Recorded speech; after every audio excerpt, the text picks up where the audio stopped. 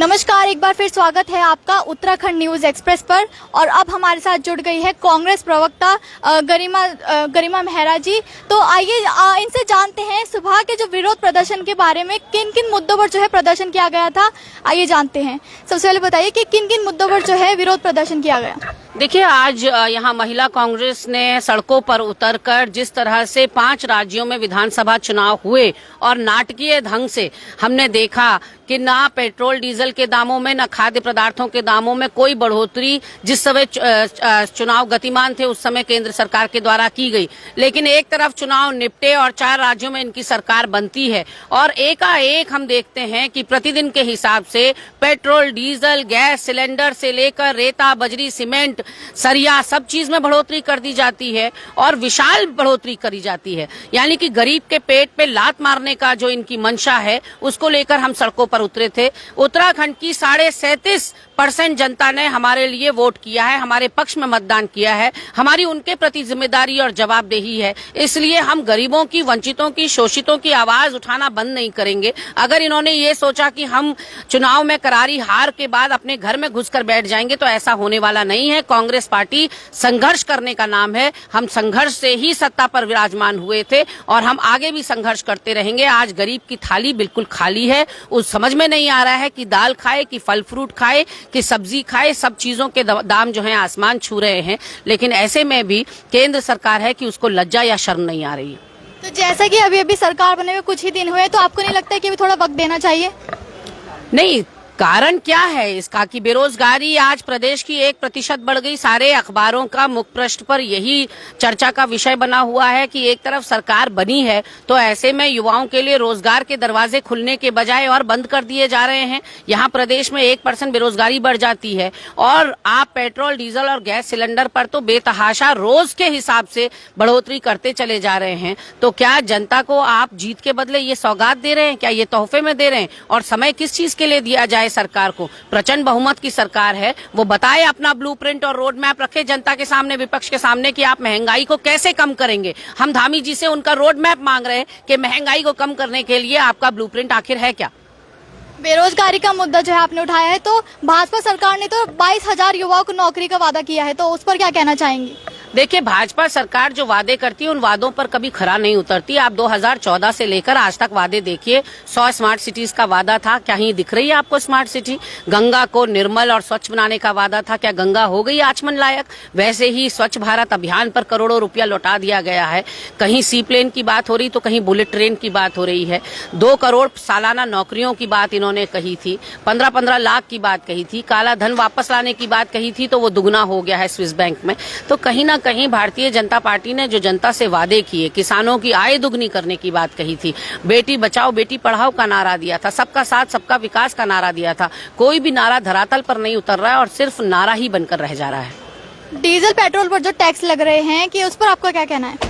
राज्य सरकार चाहे तो उन टैक्सों को अपनी तरफ से कम कर सकती है। कितने गुना इन्होंने, आप देखिए, यूपीए गवर्नमेंट 2014 तक देश के अंदर थी और कितना कम टैक्स लिया जाता था। जो एक्साइज ड्यूटी है और सेंट्रल टैक्स की मैं बात कर रही हूँ, उसको कम से कम 30 से 40 गुना ज्यादा बढ़ा दिया गया है। आज जब क्रूड ऑयल यानी कि कच्चा तेल अंतर्राष्ट्रीय बाजार में इतने कम कीमतों पर उपलब्ध हो रहा है, तो ऐसे में फिर देश की जनता को क्यों पिसने के लिए मजबूर किया जा रहा है? कोरोना काल से वैसे ही काफी सारे लोग अपने रोजगार से हाथ धो बैठ चुके हैं। ऐसे में आज युवा को एक तरफ रोजगार नहीं दिया जा रहा है, दूसरा सामान महंगा करके उसके पेट पर लात मारी जा रही है।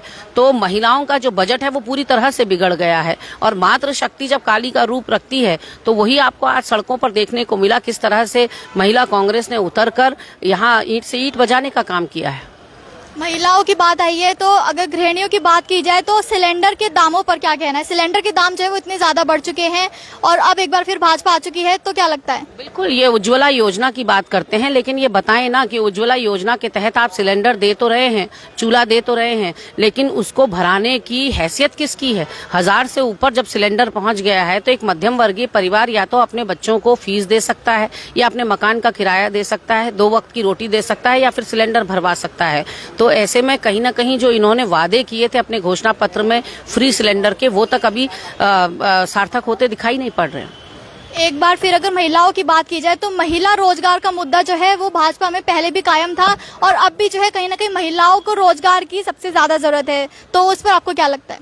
बिल्कुल, उत्तराखंड बहुत इस मामले में एक अच्छी पहल की जा सकती है। उत्तराखंड टूरिज्म सेक्टर में, हमारा टूरिज्म हमारी रीढ़ की हड्डी है, उस सेक्टर में महिलाओं को काम दिया जा सकता है। हमारी सरकार ने यहाँ इंदिरा अम्मा भोजनालय खोले थे, उसमें आप मातृ शक्ति को भोजन माताओं की तरह रख सकते हैं। लेकिन तमाम तरह से देखा जा रहा है कि दिक्कत भारतीय जनता पार्टी की सरकार तो बन जाती है, लेकिन विजन इनके पास होता नहीं है, कोई दूरदर्शिता इनके पास होती नहीं है। महिलाओं को स्वरोजगार की बहुत ही जरूरत है, क्योंकि आज उनके घर में ब्रेड अर्नर नहीं है, कोई खाना खिलाने वाला नहीं है। ऐसे में महिलाओं को सशक्तिकरण अगर आप करना ही चाहते हैं तो उनको स्वरोजगार से जोड़ना होगा, इसकी तरफ पहल करनी होगी। जो लोकल हमारे उत्पाद हैं उससे महिलाओं को जोड़ना पड़ेगा। अचार, चटनी, मुरब्बा, ये सारी चीजें बनाने से जोड़ना होगा, निटिंग से जोड़ना होगा, उनको सेल्फ डिपेंड और सेल्फ रिलायंट बनाना होगा। क्या क्या मांगे हैं आपकी अब सरकार से, एक बार आप हमारी जनता को ठीक से बताइए।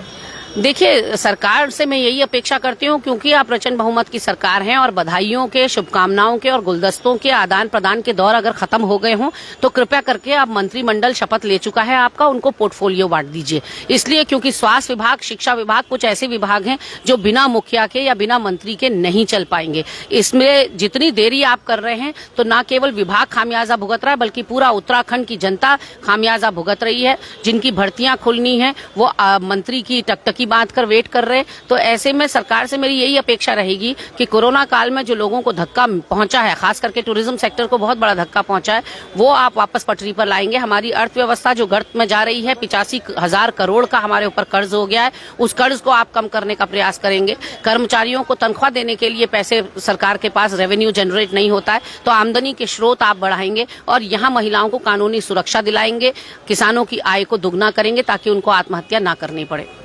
महंगाई की बात हो गई है, बेरोजगारी की बात हो गई है, टूरिज्म की बात हो गई है, लेकिन पलायन का मुद्दा जो है वो अभी तक छिड़ा नहीं है। तो पलायन जो है पहाड़ी क्षेत्रों से अब भी कायम है, उस पर क्या कहना चाहेंगे? निश्चित तौर पर पलायन को रोकने के लिए एक बहुत अच्छा सुअवसर मिला था त्रिवेंद्र रावत सरकार को, जिस वक्त कोरोना काल में लोगों को मजबूरी वश अपने गांव आना पड़ रहा था। लगभग ये पलायन आयोग की रिपोर्ट कहती है कि 4 लाख से ज्यादा लोग उत्तराखंड वापस आए थे। लेकिन अगर सरकार अपनी योजनाओं और घोषणाओं में उनको विश्वास दिला पाती तो ये लोग यहीं रुक जाते, इनके पैर शायद यहीं ठिठक जाते। लेकिन ऐसा हो नहीं पाया और आप कमाल की बात देखिए कि आज वही पलायन आयोग कह रहा है कि 99% लोग वापस जा चुके हैं। ऐसे में बहुत ही दुखद ये बात है कि सारी सरकारों ने एड़ी चोटी का जोर लगा लिया यहाँ पलायन को रोकने के लिए, लेकिन जब ईश्वर की देन ऐसी हुई या दैवी आपदा कह लीजिए, उसकी वजह से जो मजबूरी का पलायन लोगों ने रिवर्स पलायन किया, उसको भी रोक पाने में हमारी सरकारें विफल हो गई। तो ऐसे में जब पलायन आयोग ही पलायन करके पौड़ी के अपने दफ्तर से देहरादून में बैठा हो तो ज्यादा इस सरकार से अपेक्षा क्या की जा सकती है? कांग्रेस पार्टी जो है वो भले ही प्रदेश में अपना परचम नहीं लहरा पाई, लेकिन वो अब भी जनता के साथ खड़ी हुई, जनता के आम मुद्दों के साथ खड़ी हुई है और उसको सुलझाने का प्रयास कर रही है। ऐसे ही तमाम मुद्दों के साथ और ऐसे ही तमाम लोगों से बातचीत के साथ हम फिर लौटेंगे। तब तक के लिए आप बने रहिए उत्तराखंड न्यूज एक्सप्रेस पर।